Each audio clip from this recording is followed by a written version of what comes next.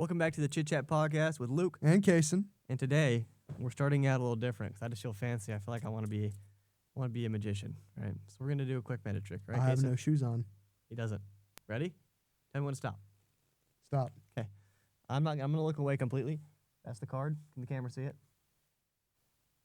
I'm Yes. assuming so. Okay, good. We'll put that back, and then I'm gonna shuffle them up. Shuffle them up real good.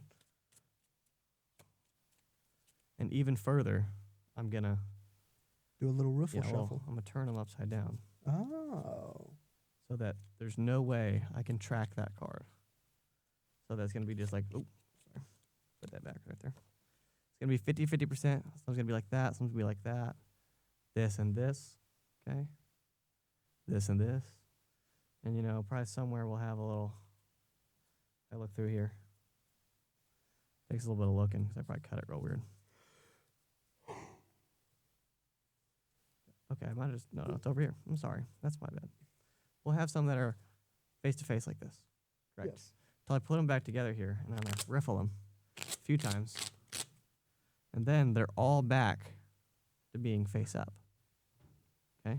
Except for one. That's what you think. No, you're right. We can go through here. The Ace of Hearts was the card that was chosen. That is true. Is that correct? That is true. Okay, great. What's today's story? Today's story is Slenderman, and also welcome to our new set. We kind of moved everything around. We got 2 or 3 new decorations. Actually, 4. We have our TP Ghost, our hanging headphones for our poltergeist guest, I guess. Yeah. We also have our shopping list. The evil shopping list. Evil shopping list. If you've seen SpongeBob, you'd understand it. And from one of my first ever productions for this class, my killer clown mask. Yeah, he's hiding back there. But anyways, on January 14th of 2010, Slenderman was submitted to CreepyPasta.com. Now, many of us know about the story of this Slenderman, right? Yeah, I know. And if you don't, you've probably seen YouTubers. Where's the deep voice from? We all know about the Find My Pages. Find My Pages. We all know about that game because that was very popular in like 2010, 2011. It's also in Pixel Gun 3D. It is. It really is? Yeah. It is, yeah. There's games, movies, books, lots of merchandise about him. And on creepypasta.com, it has an 8.5 out of 10 rating. How long is the read? It is a 11-minute read. Okay, sure. So better than, I don't know if we're going to submit that last episode we did. Yeah, it was a bit gruesome. It was a very gruesome story. It was Russian sleep experiment. Yes, it was a good Kinda read, hard. but it was very, very gruesome. Yeah. So I think this one will be toned down a little bit more. I'm going to do the pre-read for it. Okay. Start us Possibly the most famous creepypasta character of all time, and certainly the one that has crossed most frequently into mainstream media. The Slenderman, also known as Slender Man, off. Okay. is a character born of a variety. Okay. Slenderman or Slender Does it really Man. say that? Yes, dude, look. Slenderman in one word, and then Slender Man in 2. Oh, okay, that's weird. Is a character born of a variety of earlier influences, but which itself represents an evolution in the uses and development of folklore. So, also, many violent real-life events linked to the Slenderman character increased its infamy and even led to a morale panic based on the possible negative influences and dangers that the fictional character posed to children. Also, a while ago, I want to say 2012, 13, 14, 15, around that 5-year mark. Yeah, it was big. It was huge. So much so that 2 girls actually murdered another girl because they pled that Slenderman made them do it. And that I think that is the morale panic that it's talking about. Probably. Yeah. You want me to kick off the story? Yes. Okay. Where does it begin? Here we go. Oh, what the heck? There's more. There's so much There's more pre? There's a lot of pre-reading here. Let's just skip down to the beginning of the story. Oh, here's the origin of him. Okay. So in this picture, we're going to have it like right here. We'll put it up. It is a photo of a bunch of different children. And in the background, there's the Slender Man. It's very associated with the woods. He's very associated with the woods. He might even be in Tennessee. We never know. Yeah. Besides the Tennessee not deer. Here it is. You can start reading. Okay. Oh, I need to hide my Do we do dogs, the voice dude. or no? I think we can do it without the voice. Only whenever Slenderman speaks. Wait. Yeah, this one. Yeah, that's our narrator voice. Should I keep it on? Yeah. After waking up with a jolt, the girl laid in bed a few seconds longer. Reaching over to switch on her bedside lamp, she tried to remember exactly what she had stolen her sweet slumber away. When she couldn't, the brunette swung her legs over the side of the bed and heaved herself up. Checking the time on her phone, she snorted when she saw it was midnight, the witching hour. Knowing that sleep would only evade her, she left her bedroom for the kitchen, a good cup of coffee on her mind. As she passed by her front door, a chill spread like liquid fire down her spine. It's only winter, she told herself, focusing again on the coffee. Measuring out scoops, water, and preparing her cup kept her occupied, but as the dark liquid boiled, she had nothing left to keep her mind from wandering off. The chill returned, and she couldn't help but glance behind her to the front door. It stood there innocently enough, just like always. The deadbolt was still in place, and she could see nothing amiss with it. Turning back to her coffee, she did her best to forget about the feeling. With her cup in hand, she started back towards her bedroom. As she walked by the front door, she decided that a quick glance out the peephole would calm her senses and her restless mind. The chill worsened with each step she took towards the door and further away from safety and warmth of her blankets. She pressed her empty hand against the cold, metal door and took a deep breath before leading her eye to the peephole. At first, she could only see an inky blackness and somehow seemed to swirl in itself. When she blinked in surprise, the void melted away. She wished it hadn't. In place there stood what she could only guess was once a man. The limbs were long and inhumanly awkward, with bulky joints branching off into several arms, not unlike the branches of a tree. The creature was draped in a black suit, somehow making the thing more nightmarish to her. The icing on the proverbial cake, however, was what passed as the hellish thing's face. It was as though her mind blurred the ghastly visage to spare itself further shock and horror. She shoved herself away from the door with the hand still pressing against it. The scalding mug of coffee fell, the liquid burning her bare legs as she fell backwards and tried to crawl away from the door. She knew somehow that her mind hadn't been playing tricks on her. As she crab walked away from the door, she watched as tendrils as black as the void she first saw snake around the cracks. The girl was trapped between instinct to flee and the gut feeling to not turn her back to the door. When the door jolted, the urge to flee overcame her and she slipped in the burning liquid as she tried to make it back to her room. She knew deep down that she was trapping herself in a corner, but she had to get away from the door. The girl was halfway down the hall when she heard previously locked door creak open. She screamed and slipped into a wall, cracking her chin on it and stunning her. After that, there was only blackness. A warm male voice snapped the woman out of her trance. As she turned around, she was met by one of her sister's doctors. She nodded, not sure if she could say anything or even if she could find her voice, if she even did have something to say. That morning, she had gotten an urgent phone call from the hospital, saying that her sister Lindsay was there. Before they had even let her see her, the doctors had pulled her off to the side and insisted that they talk about her and what might have happened. This is very long. It's an 11-minute read. Yeah, it's just like one stanza, you know. It's huge. You haven't even gotten to the very big piece. Phrases like self-inflicted and assault had been throwing around, and Nicole felt her mind reel. She still hadn't fully understood what they had been saying until she saw Lindsay with her own eyes. Her little sister had a bandage around her head, covering both of her ears as well as her eyes. They said it was to keep her now deadened eyes from drying out and try to keep infection out of the wounds Lindsay had made to her ears. The doctors had guessed that she or someone else had jammed a pencil into them to keep her off balance or deafen herself against something. There was a mix of first and second degree burns on her hands, legs, and feet. From what was assumed to be the coffee her neighbors found slipped all over the entry to her apartment. As Nicole walked into her sister's hospital room for the first time, she thought that she spied the silhouette of a man in the window. That, she knew, was impossible. Her sister's room was on the 3rd story of the hospital. Oh my. Yeah. He must be massive. That's the story. And then it's just says credit anonymous. So that's the story of how it originated. But there is a behavior section. Behavior? Yeah. Did I read that now? Yeah, let's go into Okay. that. I'm not going to use the scary voice because it's just like, Makes you change the way you talk.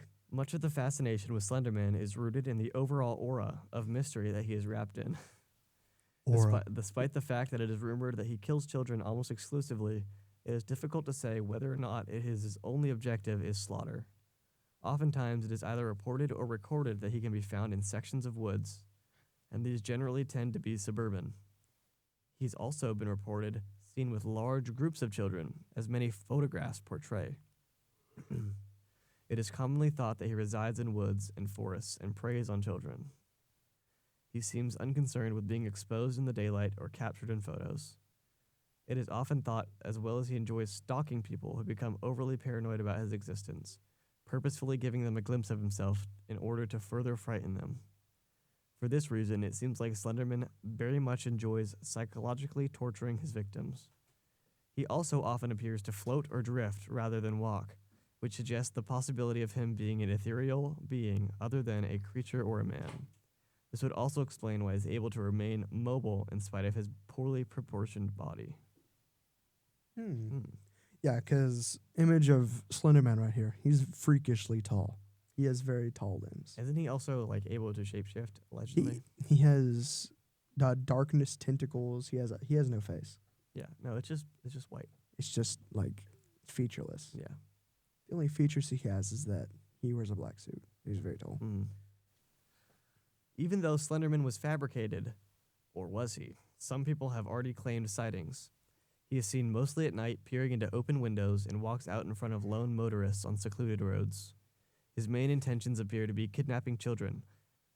When he is seen near them in photographs, they usually disappear shortly afterward. The Slenderman has also been inspired by many stories, such as those of the Marble Hornets. In the end, though, his purpose remains unknown. An interesting take on Slenderman by a Pasta member who is relying on the Marble Hornet series for evidence/facts says, "There has been a big misconception about my pal the Slenderman due to this appearance of article. He does not have hair or a face. Everything else is correct. There is also some questioning as to whether or not there is more than one. I find it unlikely. It is most likely Slendy is messing with your head in order to make you think there is more than one, which he has been known to do. As of now, Slendy has 3 or 4 known accomplices: Hoodie, Masky, the Rake, and possibly the Observer." You know, I actually know what the Rake is. The Rake? Isn't that Yeah, have you isn't seen that a the Rake? cryptid? Yeah, it's a cryptid. Ooh, we might want to talk about the cryptid then. Actually, it's one of the scariest ones I think that I've ever. I know I have a big fear of the Wendigo and what's the other one? Yeah, I did a lot of reading into the Rake, which is, I'll put an image of him here. I'll actually look up an image right now so I can showcase him. But Yeah. right Because here, I don't know if I've ever seen the Rake. I've heard of it. yeah, there's. Here, I'll show you. It's actually horrifying. It's this guy. Oh, that thing. Yeah, this is the Rake. Okay. I've looked up so many. I've done a lot of research on this thing. I don't know where it came from, but Ooh. Allegedly, like what they say is that it travels through sewage tunnels underground to get places really fast. So it's stinky. Yeah, it's like a little creature, a little thing, Little guy. and it's like in the forest as well as Slenderman. A Slenderman, and it jumps out and scares you and then runs away. And then just runs. There's a YouTuber I used to watch that would make videos on it. Yeah. I don't know his name. It's like Papa Jake, I think. Actually, let me look that up too. Papa Jake, the Rake. Yeah, it's him. That was a long We time might ago. also talk about some cryptids on the show. Yeah, like the Tennessee knot deer. It's one of my favorites. I think I've seen one. Dude, I love that. Not only because it's like a Tennessee cryptid, it's also like Yeah. it's so funny and cool. It's funny and cool, and I feel like I've seen one. I mean, it sounds crazy, but like, we probably will make a full episode on this, so I'll just say the story. But I was going down to a haunted trail, but that has nothing to do with this, right? I was going on a haunted trail, and this was on the way there, probably 20 minutes out. So you weren't even being haunted yet. No, we weren't there. But then we're turning a corner. I was in a group with like 5 people. We're turning a big corner up near Rock Island, and up on the edge of the barricade, there was a deer that was up like this on its hind legs, It had eyes in the front of its head, and it followed me. Or it followed us. We were all looking at the window, and its head went like this. Dang. And it followed us all around the bend with up on its hind legs, and it freaked me out. Like it was staring at us. Like it wasn't looking across the side. It wasn't frozen. It was just intentionally reared up, staring. Dang. Yeah, That's kind of that's spooky my to story. think. But do deers usually get on their hind legs? Not really. I don't think. I mean, I go hunting a lot, and I've never seen them get on their hind legs. Yeah. It's like that's one of the deformities of them. Is they want to be on their hind legs. They have forward-facing eyes. They seem to not be scared of humans or like cars or anything like normal. Like they'll freeze up or run across the road. Mm, Well, here's an image that I've seen before. of The Slenderman. right here. Actually, do you remember the granny game on the phone? Yes. Yeah. It's actually connected to Slenderman, I wouldn't doubt it. apparently. I think I feel like I can tell this off the top of my head. Mhm. If not, we're going to have notes saying how incorrect I am. But Slenderman is the son or somehow related to Granny. And Slenderman's daughter, Slendrina, is in the care of Granny. But she died. Oh, and here it is. That's all the haunting. Slenderman is related to the Granny game as the father of Slendrina, who was the granddaughter of Granny and Grandpa. I knew Yeah. it. I was correct. Slendrina's mother, Angelina, was the daughter of Granny and Grandpa, and she married Slenderman. And Granny and Grandpa are the matriarch and patriarch of the family. So I know my stuff. You're doing your stuff. That's good. That was a really short read. Yeah, it said 11 minutes, but I think it's... It's also including like all the background. Yeah, there's like Egyptian hieroglyphs, which... Here, I'll read this real quick. It says the earliest argued reference to the legend is cave paintings found in Ser de Capivara National Park in Brazil that date as far back as 9,000 BC. The paintings show a strangely elongated character leading a child by hand, but make no reference to extra appendages. So it's possibly real. Maybe. That's kind of scary to think There's about. something in 1883 with a realistic depiction of human anatomy. Something unusual, woodcuts of time. They're featured skeletal, multi-limbed characters from 1883. So there's sightings and references throughout history, but like, Nothing concrete. yeah, like you could say a lot of things are. You could Slenderman. write that off as somebody being a bad drawer. Yeah. Like it's actually just a regular person, but Well, that was a pretty good episode. that was a good I think. episode. Yeah, we're Didn't get gory, no, yeah, it did not. but it wasn't very detailed. It was just Slenderman haunting a girl. Yeah, there's more. I feel like there's just more on the internet out Yeah. there. Well, we're also using creepypasta.com, and it's very new to me. And it's to the point. It shows you stories that somebody has submitted. Yes. We could cover SCPs too, because those are pretty interesting. Those are pretty interesting. Cryptids, because those can technically be real, like the Mothman Mhm. and Wendigos. Oh wait. For an episode, Yeah. Well, thank you for watching the Thank Slenderman you. episode. we had fun. Let us know what other cryptids we're gonna do, or Yes. what else we want us to do. We're gonna do a Wendigo episode pretty quickly, I believe.